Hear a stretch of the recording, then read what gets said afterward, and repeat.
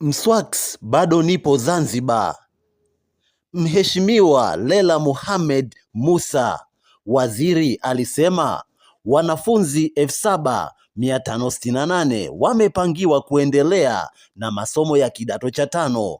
Kati ya hao 3150 ni wanaume sawa na 40.9 na wanafunzi 4418 sawa na 59.09 ni wanawake. Kwa hiyo wanaume ni 40.9, wanawake ni 59.09. Yaani kwa Zanzibar mabinti wamechukua usukani wa ufaulu. Zanzibar mabinti wamewasha moto, yani Zanzibar mabinti wamefaulu kwa idadi kubwa kuliko wavulana.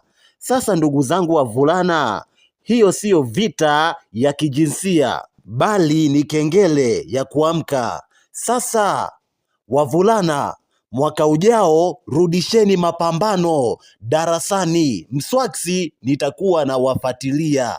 Bwane, kila la heri, ila hongereni sana mabinti, mmeonyesha kwamba bidii inalipa. Elimu haina jinsia. Kila la heri.